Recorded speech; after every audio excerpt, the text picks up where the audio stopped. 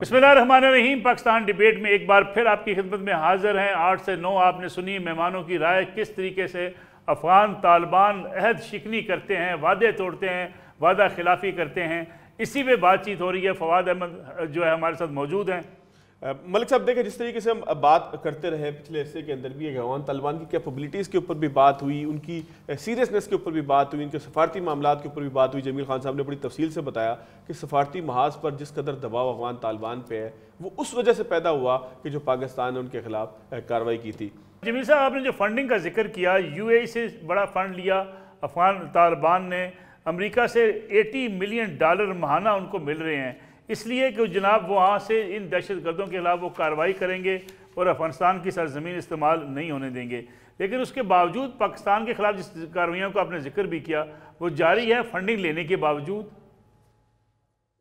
जी, वो तो क्योंकि अगर उनमें वो विल होती, तो उनको तो अभी इस्तांबुल में ये ऑफ़र मिली ना, जो चीज़ें लीक होके सामने आ रही हैं कि अगर आप में किसी लिहाज से अगर आपके एडमिनिस्ट्रेटिव स्ट्रक्चर में किसी लिहाज से आप समझते हैं कि आप उनके साथ कोई तनाज़ा बढ़ाना नहीं चाहते हैं TTP के साथ, तो हम आपकी मदद कर देती हैं। उसके लिए भी वो तो मानते ही नहीं है, उसके लिए भी वो तैयार नहीं हुए कि ठीक है आप हमारी मदद। पाकिस्तान भी इसमें चाहेगा कि अगर अफ़गान तालिबान इस बात को तस्लीम कर लें कि हाँ, वो ये नहीं कर सकते हैं, तो फिर कल डिमांड ये की गई मुत्तकी साहब की तरफ से कि आपने हमारी सॉवरेनिटी को जो है उसकी खिलाफ वर्जी की है, आपने हमारे एयर स्पेस की खिलाफ वर्जी की है। तो भाई मरता क्या नहीं करता, क्योंकि अक़वाम मुत्तहिदा के चार्टर के आर्टिकल 2 के तहत अगर आप किसी मुल्क पर लोगों को शहीद करते रहेंगे और उनकी सॉवरेनिटी और टेरिटोरियल इंटेग्रिटी को आप उसमें वायलेट करते रहेंगे, तो फिर तो पाकिस्तान को अगर इंटरनेशनल लीगल फ्रेमवर्क की बात करते हैं, उसके पास आर्टिकल 51 के तहत एक्शन करने का हक। और पूरी दुनिया, आपने देखा कि पूरी दुनिया में किसी ने कोई एतराज किया है? पाकिस्तान ने जब उन टारगेट्स पे जहां से पाकिस्तान पर हमला हो रहा था, उस पर जब जवाबी कार्रवाई की है अपने एयर पावर के तहत, तो फिर उस पे कि दुनिया में कहीं से भी कोई तनकीद नहीं आई, वरना तो बड़ी तनकीद आनी थी, क्योंकि हम बिल्कुल एक इंटरनेशनल लीगल फ्रेमवर्क को आगे जमील साहब, लेके अगर चल। अगर इजाजत हो तो एक मैं लुकमा दूं सर। उसकी क्या वजह ये तो नहीं है कि 2021 से लेके अब तक पाकिस्तान जो है वो मुस्तकिल सफारती चैनल्स को इस्तेमाल करते आया है। कई दफ़ा जो है वो 4 मरतबा वज़ीर ख़ारजा गए, 2 मरतबा वज़ीर दिफा और DGI मिशन के साथ पूरे गए, 5 मरतबा नुमाइंदा खसूसी जब वो अपने दौरों पे गए। इसका मतलब ये हम कह सकते हैं कि पाकिस्तान चूंकि सफारती महाज पर अपनी कोई कसर नहीं छोड़ रहा, कोई रास्ता, कोई लकूना नहीं छोड़ रहा, इसलिए दुनिया जो है वो पाकिस्तान के मौक़िफ़ को तस्लीम ज़्यादा कर रही है। जी हाँ, बिल्कुल, हमने दामे दरहमे सुखने हर लिहाज से कोशिश की, हर सफारती। मैं अब्दुल्ला गुल साहब को शामिल करता हूँ। अब्दुल्ला गुल साहब, ये सवाल मैं आपकी तरफ जो जो जो इससे थोड़ा सा हटके है वो ये है कि सर अचानक हम देख रहे हैं कि हमलों में जो शिद्दत है पिछले 3-4 माह से, जिसके बाद पाकिस्तान को मजबूरन अफगानिस्तान के उन ठिकानों को निशाना बनाना पड़ा कि जहाँ तहरीक तालिबान पाकिस्तान बड़े आसानी के साथ रह रही थी। तो क्या ये हम कह सकते हैं कि हिंदुस्तान के जो ऑपरेशन सिंदूर का तसलसल, फेल्ड ऑपरेशन सिंदूर का जो तसलसल था, वो अफगानिस्तान से होने वाले इन हमलों की सूरत में पाकिस्तान के ऊपर असरअंदाज हो रहा है? उनके आर्मी चीफ जनरल द्विवेदी ने कहा था कि हमने ऑपरेशन सिंदूर 2 लॉन्च कर दिया है। ऑपरेशन सिंदूर 2 जो है वो अफगानिस्तान के जरिए लॉन्च हुआ ना। ऑपरेशन तो शुरू हो गया। अब उन्होंने जो एक इतनी बड़ी फंडिंग, मेरी इतलात के मुताबिक एक तो डिस्ट्रॉय शी पैक के नाम से उन्होंने एक इदारा कायम किया, और वो तो अब कई माह हो गए, उसको $1 बिलियन उसके लिए मुख्तस किए, और अब जो है वो उन्होंने $10 बिलियन का जो है वो बजट रखा हुआ है। लेकिन इस सारे बात के अंदर आपने जो शुरू में बात की वो बड़ी अहमियत की बात है। देखिए, असल बात यह है कि अफगानिस्तान के अंदर रिजीम चेंज की जो अगर आप बात करें तो वो फिलहाल मुमकिन नहीं है।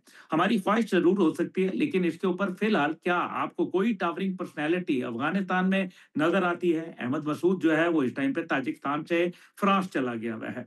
अमर अल्लाह साले जो है वो इस टाइम के ऊपर ताजिकिस्तान में बैठा हुआ है। नॉर्थ के अंदर उन लोगों को जो है वो जो पहले पजीराई थी, इस टाइम पे नॉर्थ के लोग उनको पसंद नहीं कर रहे, क्योंकि पहली दफा जो है वो शिकस्त का सामना करना पड़ा। अब दूसरी जानिब जो है वो आप देख लें कि हिकमत यार साहब जो हैं, हिकमत यार साहब को जो है शुरू में एक वेलकम मिला, ग्रैंड वेलकम मिला काबुल के अंदर, और उसके बाद हिकमत यार साहब जो हैं वो एक खामोशी की जिंदगी बसर कर रहे हैं। इस टाइम पे टग ऑफ वॉर चल रही है, पैसे की भी, ताकत की भी, और पावर की भी। अब तीसरी जानिब जो है वो अगर आप देखें कि अमेरिकन को देख लें या बाकियों को देखें, इंटरनेशनल पावर्स को, कि ये उनके होते हुए अफगानिस्तान के अंदर न सिर्फ जो है वो टेररिज्म बढ़ गया था, बल्कि साथ ही साथ जो है नारकोटिक्स ट्रेड जो था वो भी 93% दुनिया का वो वहां से कंडक्ट हो रहा था, और 6,900 टन जो था वो मनीषात वो वहां से निकल रही थी।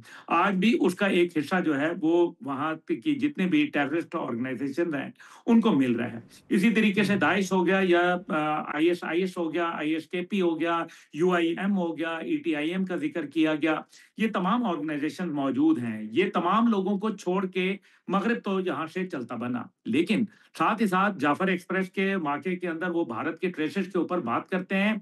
भारत का जो है वो मतलब एक्सेप्टेंस है तमाम जगह, वहाँ कनाडा के अंदर भी, लेकिन भारत के साथ अमेरिका की दिफाई डील भी हो जाती है। ये भी देखना है, पाकिस्तान को हाई एंड ड्राई छोड़ा गया, ये एक रियलिटी है। पाकिस्तान के हवाले से देखे ना, एक इतना जो दुनिया के 48 ममालिक वहां बैठे हुए जो काम कर रहे थे, आज पाकिस्तान को, और जहां उन्होंने तकरीबन $2.43 ट्रिलियन इस जंग के ऊपर खर्च किया, जो कि खुर्द बुर्द भी हुआ। साथ ही साथ अभी मलिक साहब ने जैसे कहा $80 मिलियन जो है उनको जो है वो आ रहे हैं। इसके अलावा जो रिपोर्ट आई है सारा एडम की, वो कहती है कि $18.5 बिलियन उनको 2021 के बाद से दिए जा चुके हैं। किस चीज के लिए दिए गए हैं? क्यों नहीं वो असला वापस ले जाया जाता? क्यों जो है वो पाकिस्तान को मीनिंगफुल अंडरस्टैंडिंग जो है वो नहीं डेवलप होती? डिप्लोमेटिक, पॉलिटिकल, मिलिट्री और स्ट्रेटेजिक सपोर्ट जो है पाकिस्तान को कब आएगी? पाकिस्तान को बहरहाल डायलॉग का रास्ता नहीं छोड़ना चाहिए, इसमें कोई शक नहीं है कि इस टाइम पे वो अपने ठिकाने जो हैं वो चेंज कर रहे हैं, दहशतगर्दों को जो है वो रीलोकेट कर रहे हैं, और इस टाइम पे जो उनकी जो है एसबीयू गन्स जो थी, एसबीयू 5 जो है उसको उन्होंने एंटी एयरक्राफ्ट गन को जो है वो दोबारा से जो है ऑपरेशनल किया है। इसके अलावा जो वो स्कड मिसाइल्स को जो है वो ऑपरेशनल करना चाहते हैं, और फिर साथ ही साथ जो है वो अपने एंटी ड्रोन और ड्रोन टेक्नोलॉजी को जो है वो अब इंटरनेशनल मार्केट से बाय कर रहे हैं। $3.5 बिलियन का इस टाइम पे दिफाई बजट का जो है वो एग्रीमेंट हुआ है आर्मीनिया और इंडिया का। ये क्यों हुआ है? इससे पहले भी आर्मीनिया के साथ जो है वो वेपन वहां आ रहा था, हमें इस चीज का अच्छी तरीके से इल्म है, और अमेरिकन वेपन जो है वो बिक भी रहा था वहां इलाकाई रियासतों को। लेकिन इन सब के बावजूद देखें, जब तक के मेरे ख्याल में वहां अभी भी बहुत सारे लोग अफगानिस्तान में मौजूद हैं जो पाकिस्तान के साथ बिगाड़ नहीं पैदा करना चाहे। हमारे यहाँ लोग कह रहे हैं कि जी हम उनकी इकोनॉमी को बंद कर देंगे, उनके ट्रेड बंद कर देंगे। It is not possible, because international कवानीन इसकी इजाजत नहीं देते।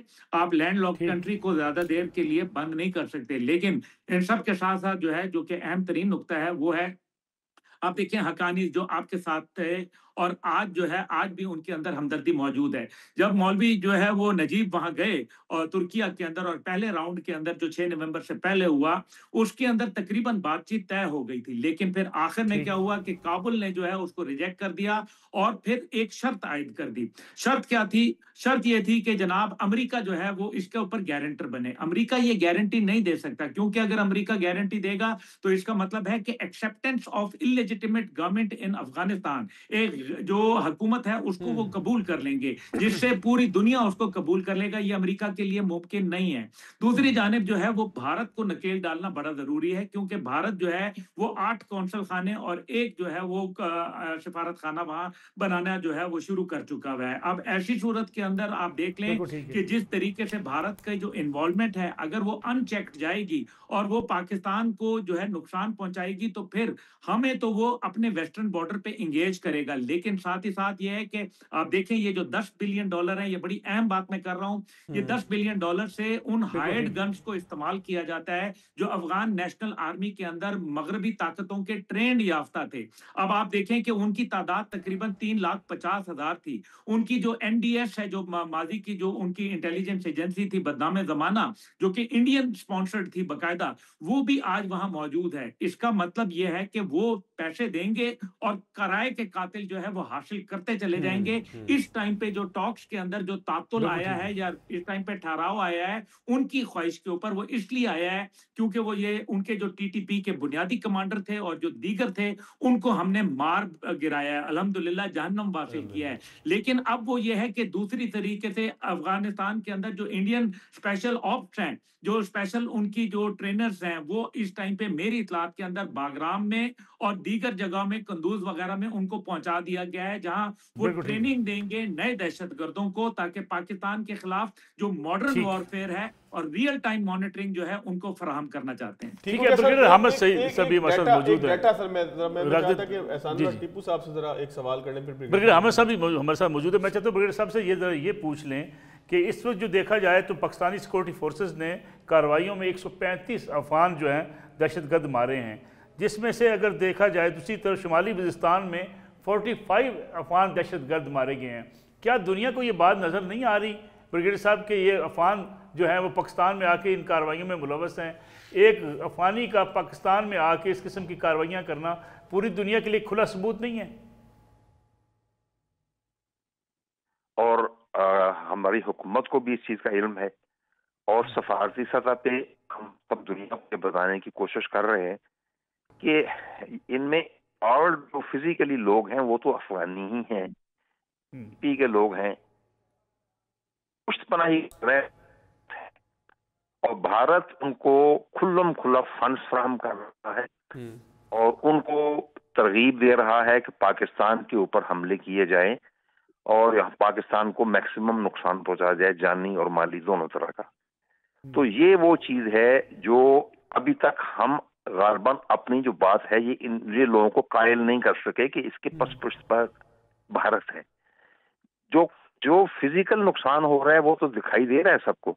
वो लोग ये भी समझ रहे हैं कि ठीक है पाकिस्तान जो इतना वावेला मचा रहा है तो कोई ना कोई वजह है, और वजह ये है कि जितने भी लोग मारे जा रहे हैं उनमें से बेशतर अफगानी ओरिजिन के लोग हैं, उनका डीएनए भी अफगानी है, वो हर लिहाज से अफगानी है, वो आ तो उधर से रहे हैं, लेकिन क्यों आ रहे हैं और किसके बिहाफ पे आ रहे हैं इसके ऊपर गालबन हम अवाम आलम को कायल नहीं कर। ठीक हो गया ब्रिगेडियर साहब। जरा मैं एहसान टीपू साहब सर ये बताइएगा कि अभी मेरे पास एक फिगर्स हैं कि पाकिस्तान गुज़िश्ता 4-5 साल के अंदर 225 बार बॉर्डर फ्लैग मीटिंग्स कर चुका है अफगान तालिबान के साथ, 836 एहतजाजी मरासले और 13 डिमांड्स हैं जिसमें 8 मुश्तरका रब्ता कमेटियों के इजलास और इस तरह की दीगर चीज़ें हैं। तो क्या तालिबान के पास इतनी समझ बूझ है कि वो इन तमाम सफारती मामलात का कोई दबाव अपने ऊपर महसूस कर सके, या वो किसी बेजान लाशे की तरह इन तमाम चीज़ों के ऊपर जो है वो अपने कान बंद कर लेते हैं? तो ये कि जो अफगान तालिबान हुकूमत है तो उसको आप इस्टेब्लिश जो बाकी यानी दुनिया के ममालिक है इस्टेब्लिश पॉलिटिकल और डिप्लोमेटिक एंटिटी के तौर पे आप उनको नहीं वो ले सकते हैं। उनकी रिकग्निशन भी नहीं हुई, सिर्फ रशिया की जानिब से हुई है, लेकिन हम एक्सपेक्ट कर रहे थे कि और भी इस तरह के ममालिक जो रशियन इन्फ्लुएंस के अंडर हैं तो कि वो हो सकता है रिकग्निशन की तरफ चले जाएं, लेकिन कोई रिकग्निशन भी हम अभी तक नहीं देख रहे।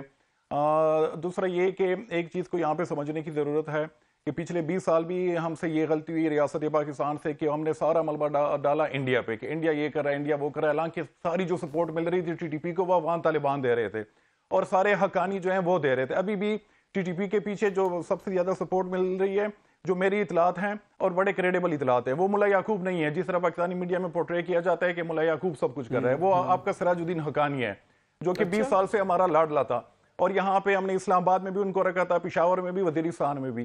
तो मेरे ख्याल में कि इशू को समझने की ज़रूरत है, क्योंकि यहाँ पे तो हम इस चीज़ को कन्फाइन कर लेते हैं मीडिया डिबेट तक, लेकिन वहाँ पे खैबर पख्तूनख्वा में कबायली इलाके में रोज़ाना वहाँ पे लोग मर रहे हैं। तो इंडिया के बिल्कुल करेगा, इंडिया एक्सप्लॉइट कर रहा है सिचुएशन को, वो पाकिस्तान का एक डिक्लेयर्ड दुश्मन है, वो करेगा। लेकिन जो असल सपोर्ट टीटीपी को मिल रही है पिछले 20 सालों में भी और अभी भी, वो अफगान तालिबान दे रहे हैं।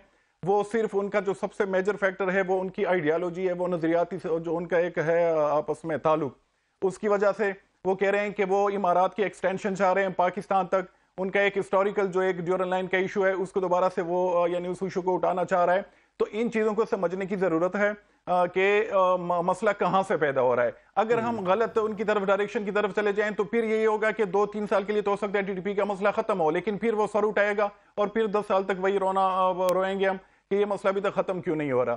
तो इशू ये है कि अफगान तालिबान उनको सपोर्ट दे रहे हैं, हकानी नेटवर्क उनको भरपूर सपोर्ट दे रहा है, सिर्फ टीटीपी को नहीं, हाफिज गुल बहादुर ग्रुप को भी और कुछ और फैक्शंस भी हैं, और अलकायदा के साथ भी जो सबसे करीबी ताल्लुकात हैं वो भी हकानी नेटवर्क हैं, उनको रखा था। वजीरिस्तान में आप किसी से पूछ ले अलकायदा की जो पूरी लीडरशिप थी तो वो उनके साथ यानी एक साथ वो खाना खाते थे, रहते थे।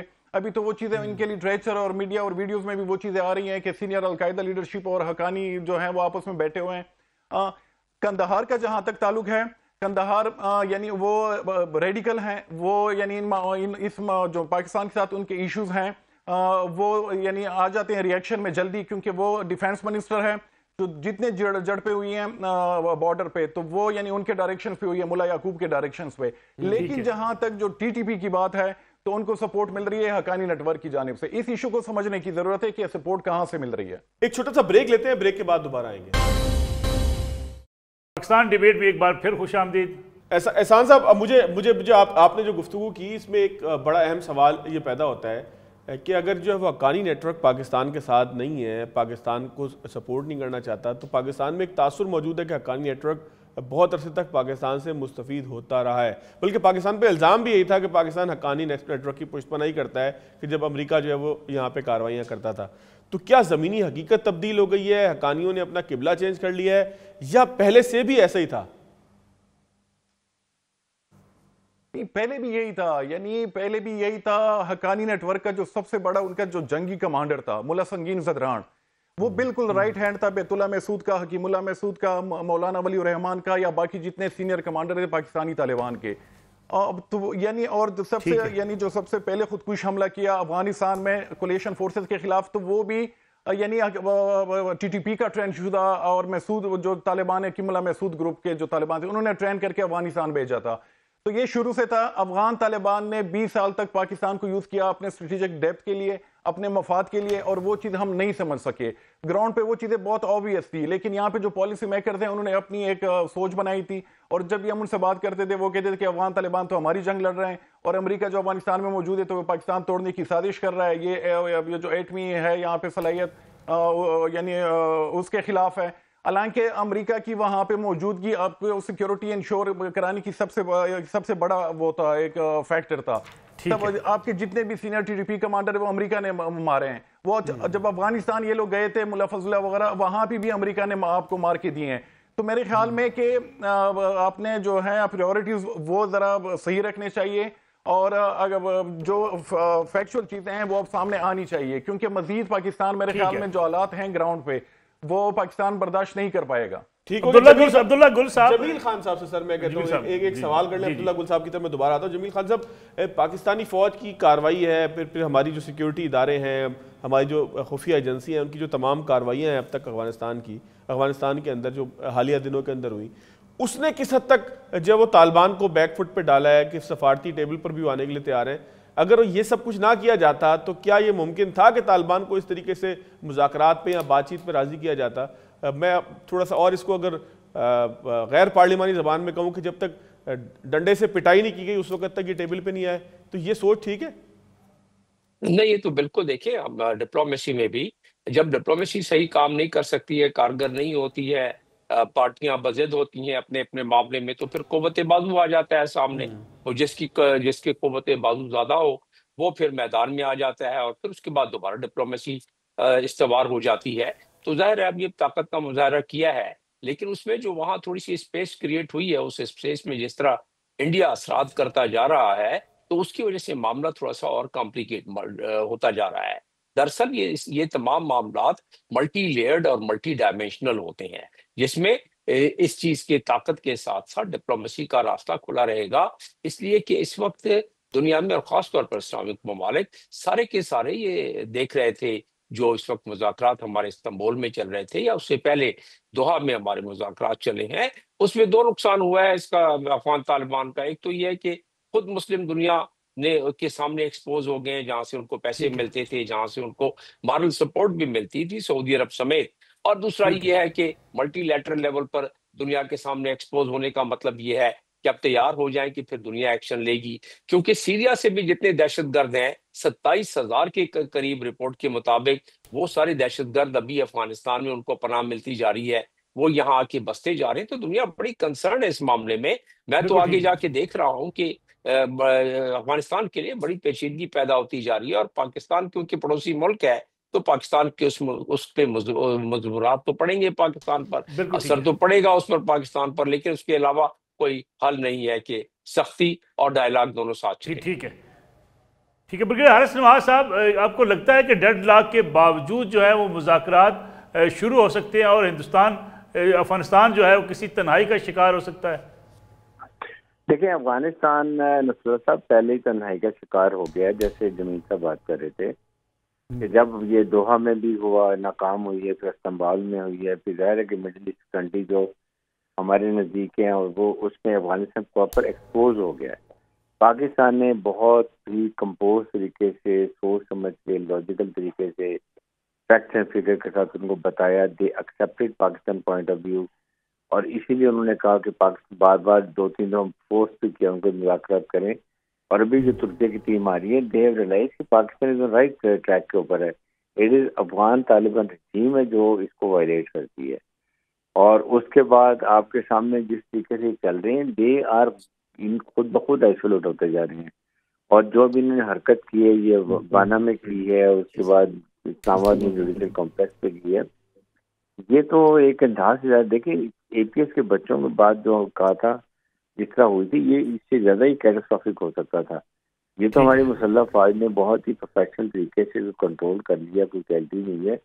But I still feel Pakistan के बच्चों पे हमला मीन्स पाकिस्तान पे हमला, इसलिए कि ये पाकिस्तानी मेहमान हैं, ये कल को उन्होंने पाकिस्तान भागदौड़ संभालनी है, इनके ऊपर अटैक किया गया है। इसलिए अब पाकिस्तान के पास दो ऑप्शन देखें।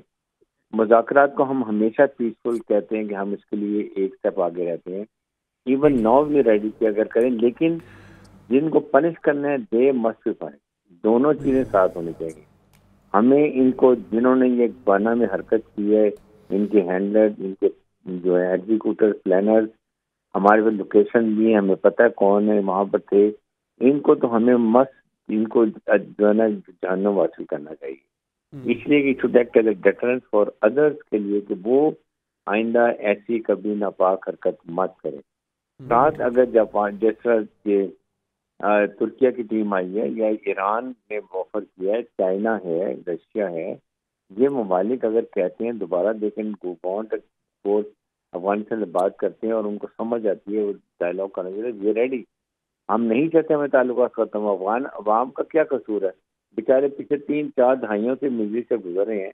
इन अफगान तालिबान भी लुटेरे हैं, ये तो वहाँ पर कब्जा करके बैठे हैं। इलीजिटिमेट गवर्नमेंट है, ना पॉलिटिकल इंक्लूसिव गवर्नमेंट है, ना एथनिक बैलेंस गवर्नमेंट है, सिर्फ पश्तून 40-42% कब्जा करके बैठे हैं। और ना उनको अफगान अवाम की फिक्र है, ना कोई ह्यूमन राइट्स की फिक्र है, ना खवातीन की फिक्र है। आप मुझे ये बताइए नुसरत साहब, 4 महीने में क्या इन्होंने किसी दुनिया के मुल्क से सफारती ताल्लुकात साइन किए या इंडिया ने इनसे ताल्लुकात किए? इससे अंदाजा लगा लें कि कॉमन नेशन में ये रह रहे हैं, क्या कर रहे हैं। उनको खबर है एक तरह पैसा बना रहे हैं, लोग वो भीख मांगते जाते हैं, पैसा लेते जाते हैं, इक़्तिदार को छूट देते जा रहे हैं। ये अवाम की मर्जी है। ये जो स्टैंड अप आके जमहूरी तरीके से चेंज करें, अपनी मर्जी हुकूमत लेकर आए। इस तरह से ये बहुत प्रॉब्लम पूरे रीजन के लिए करते देंगे। आपके सामने जो सीरियस से लोग आ रहे हैं दुनिया से कि ये जो कौम सदर की रिपोर्ट है कि 24 टेररिस्ट ऑर्गेनाइजेशन अफगानिस्तान में है और अलकायदा को ट्रेन करी थे एपी सेंटर। तो ये बड़ा खतरनाक, और Pakistan is the only country which is countering terrorism, लड़ाई अकेला मुल्क। और अगर खुदा न खाता हम बहुत अल्लाह न करे नाकाम होती तो पूरे दुनिया में फैल जाएगा। इसलिए अमेरिका को भी चाहिए, इन ममालिक को चाहिए पाकिस्तान को मिले सपोर्ट भी करें और उसके बाद आपको ये चीजें करें, फिर हालात बेहतर हो। ठीक है अब्दुल्ला गुल साहब, अगर हम इसको वाइंड अप करें आज की डिबेट को, आपको लगता है कि अफगानिस्तान के अंदर सेंस प्रिवेल करेगा, अफगान तालिबान समझेंगे इस बात को? क्योंकि हमने ऐलान तो कर दिया है कि अगर वहाँ से हमारे खिलाफ कार्रवाई होगी हम वहाँ जाकर उन कैंप्स को निशाना बनाएंगे। देखिए, मेरे ख्याल में हमें जो है वो काइनेटिक और नॉन काइनेटिक डोमेन दोनों के ऊपर काम करना चाहिए। अफगानिस्तान में सेंस प्रिवेल नहीं होगी क्योंकि उन्होंने पैसे पकड़े हुए हैं, और जब वो पैसे पकड़ेंगे तो जाहिर है अपना काम पूरा करेंगे। और जो टीटीपी है उनको वो अपने जिस्म का हिस्सा कहते हैं।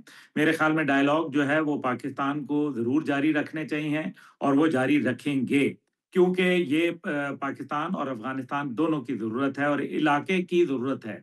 इसमें रीजनल जो कंट्रीज़ हैं, ताजिकिस्तान हो गया, उज़्बेकिस्तान हो गया, तुर्कमेनिस्तान हो गया, ये तमाम, और ईरान हो गया, ये भी जो है वो चाहते हैं कि डायलॉग रखा जाए। जो अफगानिस्तान के अंदर 4 बुनियादी ग्रुप्स हैं, उनके साथ हम जो है वो इंगेज कर रहे हैं। और हमारे जो मोहसिन नकवी साहब हैं वो ईरान गए, जिससे जो है हिरात ग्रुप को तो हमने काफ़ी हद तक जो है वो न्यूट्रलाइज़ कर लिया है। लेकिन जो बाकी 3 ग्रुप हैं, जिसके अंदर लोया पख्तिया का ग्रुप है, और इसी तरीके से काबुल, और फिर जो है आपके सामने है ये जो कंधार ग्रुप है। लेकिन कंधार ग्रुप के अंदर भी बहुत सारे मसाइल हैं, और ये जब तक कि हम इनको जो है ना, एक दिन में ये बिगाड़ पैदा नहीं हुआ, एक दिन में ये बिगाड़ जो है ये ठीक नहीं होने लगा, ये साथ साथ चलेगा। लेकिन अगर हम ये भूल रहे हैं कि इस टाइम पे बूट्स ऑन ग्राउंड अफगानिस्तान में कोई नहीं रखेगा, ना कोई हमारा कोई बरादर मुल्क आएगा, क्योंकि अगर अमेरिका और उसके हवारी जो है वो वहां नहीं चल पाए, तो फिर इसका मतलब ये है कि पाकिस्तान को भी जो है बड़ा सोच समझ के और फूंक फूंक के कदम रखने पड़ेंगे। अल्लाह खैर करे, लेकिन जो हालात हैं, मैं नहीं समझ रहा कि वो बहुत ही कोई अच्छे नहज पे ये हमारे साथ बात पे तब आएंगे, ये टॉक्स पे कब तब आएंगे जब हम इनको पहले इनकी अच्छी तरीके से जो है ना, जिसको कहते हैं फेंटी लगाएंगे, उसके बाद ये टॉक्स पे आएंगे। क्योंकि जब इनको जो है टॉक्स पे आए, इन्होंने बर्तानिया के साथ, जब बर्तानिया ने इनको अच्छा मारा, फिर उसके बाद सोवियत यूनियन ने मारा, फिर उसके बाद जो है इनको रूस ने मारा, और अफगानिस्तान में अमेरिका ने मारा। उसके बाद जो है वो फिर ये अपने सेंसेस में आए। पाकिस्तान के साथ भी ये बातचीत में तब आए जब इनको मार पड़ी ठीक ठाक किस्म की, उसके बाद ये जो है हमारे साथ टॉक्स पे बैठे, वरना ये लातों के भूत हैं, ये बातों से नहीं मानेंगे। सर मैं कहता हूँ जमील साहब से 1 मिनट हम कम से कम इस पे तफसील लें। जमील साहब, फेंटी लगाए बगैर जो है वो हल नजर नहीं आता आपको फ्यूचर में? नहीं, मल्टीलैटरल प्रेशर से हल निकल सकता है, और जब उनको बिल्कुल आखिर में जब आईना नजर आ जाएगा कि अब इसके बाद न सिर्फ पाकिस्तान बल्कि पूरी दुनिया मिलके एक्शन देगी, तो ऑटोमेटिकली उनको उस सेंस प्रिवेल करना पड़ेगा। अगर नहीं करेंगे तो ना वो खुद रहेंगे, ना अपने कौम को रहने देंगे। जी जमील खान साहब, बहुत शुक्रिया आपका। चूँकि पाकिस्तान डिबेट में वक्त ख़त्म हो गया है, हमारी ख्वाहिश तो थी कि एक तफसीली जो है वो बहस जारी रहती ताकि तमाम नुकात आपके सामने आ पाते, लेकिन चूँकि वक्त की कमी आड़े आ रही है, हमें आज इस प्रोग्राम को, इस डिबेट को यहीं वाइंड अप करना है। इंशाल्लाह अगले इतवार एक नए मौजू के साथ आपकी खिदमत में दोबारा हाज़िर होंगे। फवाद अहमद और मुझे इजाज़त दीजिए। अल्लाह हाफ़िज़।